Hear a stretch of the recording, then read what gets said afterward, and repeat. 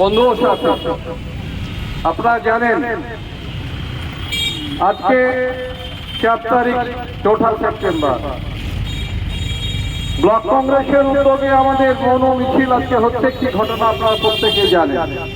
8 তারিখ দিবাগত রাত্রিতে 12টার পর যাকে আমরা তিলোত্তমা নামে পরিচয় দিয়ে আমরা ডাকছি, নির্ভয়া, অভয়া, আমার আপনার ঘরেরই মেয়ে, তার প্রতি কি নির্মম অত্যাচার হয়েছে ভিডিওতে, মোবাইলে আপনারা সকলে আমরা দেখেছি। তার প্রতিবাদ সারা ভারতবর্ষ ব্যাপী সাধারণ মানুষ, বিশেষ করে আমরা স্যালুট জানাবো মেডিকেল কলেজের জুনিয়র ডাক্তারদের, যারা রাজনীতির তোয়াক্কা না করে এই ঘটনার প্রতিবাদ জানাতে এসছে বলে আজকে সারা ভারতবর্ষব্যাপী পাশের দেশ বাংলাদেশ এবং ভারতবর্ষের বাইরে বিভিন্ন দেশে এই প্রতিবাদ আন্দোলন হচ্ছে। আমরা মালদায় জেলা কংগ্রেসের উদ্যোগে আমরা করেছি, বিভিন্ন ব্লক কংগ্রেসের উদ্যোগে হচ্ছে, প্রদেশ কংগ্রেসের উদ্যোগে দ্বিতীয় দিন অধীর রঞ্জন চৌধুরীর নেতৃত্বে 29 তারিখ হয়েছে, তার আগেও হয়েছে। আমরা প্রথমে এটাকে নিয়ে রাজনীতি করতে চাইনি, আজও রাজনীতি করতে চাইনি। আমাদের প্রতিবাদ আমরা স্বতঃস্ফূর্তভাবে সমর্থন করেছি অন্যায়ের বিরুদ্ধে। মানুষ আজকে গর্জে উঠেছে। ওই ছবি যদি নির্মম দৃশ্য দেখা যায়, আমারও ঘরে মেয়ে আছে, মায়ের পেট থেকে আমিও জন্মেছি, আমারও স্ত্রী আছে, আমারও বোন আছে, যার বাড়িতে মহিলা আছে, তাদের প্রত্যেকের বিবেক আছে। এই পশুর বাচ্চা যেগুলো যারা ধর্ষণ করছে, এরা মায়ের পেট থেকে জন্মে পশু জানোয়ার থেকে এরা খারাপ। যদি তা না হতো, একজন মহিলা ডাক্তারকে একসাথে নিয়ে গিয়ে খাওয়া দাওয়া করার পরে একটা জঙ্গলের রাজত্ব 35 থেকে 36 ঘন্টা তাকে ডিউটি করতে হয়েছে একটা সুস্থ মানুষকে। কার নির্দেশ? এই একটা পশু সন্দীপ ঘোষের নির্দেশ। তাকে নিয়ে যাওয়া হলো, নিয়ে যাওয়ার পরে খাওয়া দাওয়া একসাথে করলো, ঘুমিয়ে পড়লো সে অচেতন অবস্থায়। 2 হাত ধরে, পা ধরে একের পর এক কতজন করেছে উপরওয়ালাই জানে। তবে ডাক্তারদের যা রিপোর্ট, 150 গ্রাম সিমেন্ট, ডাক্তারি মতে 5 থেকে 6 গ্রামের বেশি একজন বীর্য হতে পারে না, তার মানে 14-15 জনের বেশি হতে পারে। আমি জানতে চাই, এরা মায়ের পেট থেকে যদি জন্মাতো, এদের যদি মায়ের পেট থেকে জন্ম হতো, তাহলে একটা মহিলাকে এভাবে অত্যাচার করতে কখনো পারে না। সেই ছবিগুলো যখন আমরা দেখেছি, তখন মনে হয় আমরা কোন অস্বাভাবিক রাজত্বে, জঙ্গলের রাজত্বে আজকে আমরা বাস করছি। আমারও মেয়ে আছে, মোবাইলে সে দৃশ্য দেখে অধর কেড়ে যাচ্ছে। ভাঙচুরের ঘটনায় বললাম এগুলো করা ঠিক হয়নি। মেয়ে বলছে এত বড় অপরাধ হয়েছে, এত বড় অত্যাচার হয়েছে, তা সেটা বড় কথা নয়, কোথায় কি ভাঙলো সেটা বড় কথা হলো। ঠিক করেছে একটা বাচ্চা, তারও মনের মধ্যে প্রতিবাদের ভাষা এই জায়গায় দাঁড়িয়ে আছে। আমরা হঠাৎ করে অবাক হয়ে গেলাম, কখন বাংলার মুখ্যমন্ত্রী, তার পুলিশ কিভাবে একজন সিভিক পুলিশকে অ্যারেস্ট করে, যে সিভিক পুলিশ মাতাল গাঁজাখোর নাকি আমরা জানি না, এখনো ও অ্যারেস্ট হওয়ার পরে ওর ছবি দেখছে হাসছে।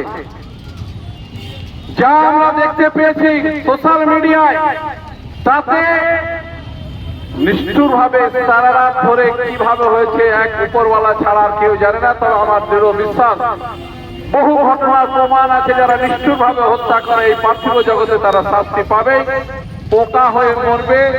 এদের চোখে এরা দেখতে পাবে যে কি নিদারুণ দৃশ্য এদের ঘটনায় ঘটবে, আর যারা মদত করবে তাদেরও কিন্তু পতন হবে। বাংলার মুখ্যমন্ত্রী অন্ধ ছিলেন কেন? সঞ্জয় রায় একটা সিভিক পুলিশকে অ্যারেস্ট করে আপনার ক্যালকাটা পুলিশ কমিশনার তিনি বাজিমাত করতে চাইছেন। এতগুলো দৃশ্য দেখার পরে, ঘটনা দেখার পরে একটা লোক আপনাদের নজরে আসলো না, একটা মানুষকে আর খুঁজে পেলেন না।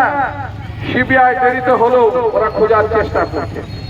অনেক দেরি হলো, আমাদের কাছে যেটুকু খবর কোন রকমের কোঅপারেশন করছে না। কোর্ট থেকে অর্ডার দিয়েছে সিবিআই কে, মুখ্যমন্ত্রী, পুলিশ, তারা তদন্ত করতে কে মানা করেছে? তারাও তো সুমোটো তদন্ত করতে পারে। সেই তদন্ত করে সেই তথ্যটা তো সিবিআই কে কমিউনিকেট করতে পারে। আমরা যখন থানাতে কোনো ঘটনা ঘটে, মানুষ হিসাবে বলে যে আমরা পুলিশ, আপনারা মানুষ, কোনো যদি ইনফরমেশন থাকে আমাদেরকে দিন, আমরা সেই ইনফরমেশনটাকে কিন্তু এফেক্টিভ হিসাবে কার্যকারী করতে চাই। মমতা ব্যানার্জির ঘুম ভাঙলো কখন? যখন দেখলো দিনের পর দিন আজকে এসে পায় ডিওএসএ রাতের দখল নাও, এই যখন শীর্ষক একটা আওয়াজ আসলো, সে আওয়াজে আমি দূরে যাব না, মালদা শহরের মাটিতে 14 আগস্ট লক্ষাধিক মহিলা সেদিন উপস্থিত হয়েছিলেন প্রতিবাদ জানাতে। আমি বলতে চাই, ওই মহিলা কি কোনো বিশেষ রাজনৈতিক দলে? মালদা শহরে কোনো গ্রাম থেকে যায়নি, না, সমস্ত শুভমুক্ত সম্পন্ন সমস্ত রাজনৈতিক দলেরই ঘরের মহিলারা প্রতিবাদ জানাতে এসে একজন মহিলা হিসাবে, যে একজন মহিলা যারা সন্তানকে লালন পালন করে। এই পৃথিবীতে যত মানুষের জন্ম হয় মহিলা থেকে পুরুষ, তার জন্ম দেয় একজন মা। সেই মায়ের প্রতি এত অবিচার, নিষ্ঠুর অত্যাচার, এটা মানা যায় না সভ্য জগতে। তারই প্রতিবাদ করার জন্য রাস্তায় নেমেছিলেন কলকাতা মহানগরীতে মীনাক্ষী।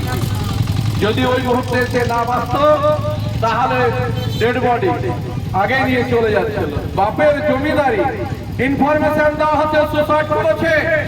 আজকে যে ডাক্তারের কথা বলছিল, যদি তার মেয়ে, তার স্ত্রী, তার পরিবারের মহিলাকে এইভাবে নির্যাতন করা হতো, তাহলে কি সেই পশু ডাক্তারকে বলতে পারত যে আপনার মেয়ে সুসাইড করে মারা গেছে? এদেরকে ফাঁসি দেওয়া দরকার। মুখ্যমন্ত্রী এখন তিনি আইন এনে বলছেন 21 দিনের মাথায় ফাঁসি দিতে হবে যদি মেরে ফেলে। আমার কথাটা হচ্ছে, পুলিশ কি করছিল? আপনার পুলিশ আটকাচ্ছে, আপনি আপনার পার্টির লোকদেরকে 17 তারিখ 18 তারিখ তারপরে আবার লাগাতার ভাবে রাস্তায় নামিয়ে দিয়েছেন মানুষকে বোকা বানাবার জন্য। কার কাছে বিচার চাইছেন? আল্লাহর কাছে না ভগবানের কাছে, না কার কাছে বিচার চাইছেন? সেদিন আমরা মিছিল করছিলাম কলকাতা মহানগরীতে, তাই অনেক স্লোগান আমরা শুনছিলাম যে আজকে আমরা দেখতে পাচ্ছি লক্ষ্মী ভান্ডারের নাম বাড়িয়ে বলছে ভোট চাইছে, আর লক্ষ্মী যদি না থাকে তাহলে লক্ষ্মী ভান্ডারের আমার লাভটা কি আর দামটা কি থাকবে? আজকে বলা হচ্ছে যদি আমাদের জীবন্ত অবস্থায় একজন মা এবং বোনকে হত্যা করা হয়, তাহলে এদের নিরাপত্তা কোথায় থাকলো? আজকে এটা আজকে আমাদেরকে ভাবতে হবে। আমরা তাই প্রতিবাদ জানাচ্ছি এই কারণে, যারা আন্দোলন করছে তাদের প্রতি আমাদের পূর্ণ সমর্থন আছে। কংগ্রেস কোনো বেনিফিট নেওয়ার জন্য আন্দোলন করছে না। রাহুল গান্ধী ঘটনার সাথে সাথে তিনি প্রতিবাদ করে বলেছেন যে প্রশাসন ক্যানট ডিনাই দেয়ার রেসপন্সিবিলিটি। কেন এত বড় ঘটনা ঘটলো? আপনি আপনার মেয়েকে ডাক্তারি পড়তে পাঠিয়েছেন, পাস হলো, সব হলো, রাত্রিবেলায় মায়ের সাথে কথা বললো, আবার ভোরে কথা হবে, তারপরে এই ঘটনা আর মায়ের সাথে কথা হলো না, আর তাকে বলা হচ্ছে তোমার মেয়ে সুসাইড করেছে, আর নির্মম ভাবে অত্যাচার। নিরাপত্তাটা কোথায়? অপরাধ কারণ যে দুর্নীতিগুলো জানতো, সেই দুর্নীতির ব্যাপারগুলো ওকে বলা হচ্ছিল চেপে যেতে। ও বলেছিল না, অন্যায় বিরুদ্ধে আমরা কোন রকম করবো না। টাকা নিয়ে সেমিস্টারে পাস করা হতো, টাকা নিয়ে পিএইচডি সার্টিফিকেট দেওয়া হতো। এই আমাদের সন্দীপ ঘোষ কোটি কোটি টাকা কোথায় যেত আমরা জানি। আমরা বলতে চাইছি না, সিবিআই তদন্ত করে বেরিয়ে আসবে, সেদিন তো বিশ্বাস হবে। সত্যের জয় হবে, বাঁচতে পারবে না এই সরকার।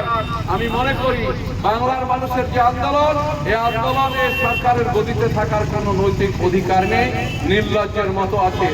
বাংলাদেশে যেরকম ক্ষমতা বদলে গেল, আজকে বিভিন্ন দেশে আমরা দেখেছি, শ্রীলঙ্কায় আর্মি আছে, পুলিশ আছে, হেলিকপ্টার আছে, সব আছে, সরকার বদলে গেল। রোমানিয়ার চেশেস্কুকে রাজপ্রাসাদ থেকে টেনে এনে পিটিয়ে মারল।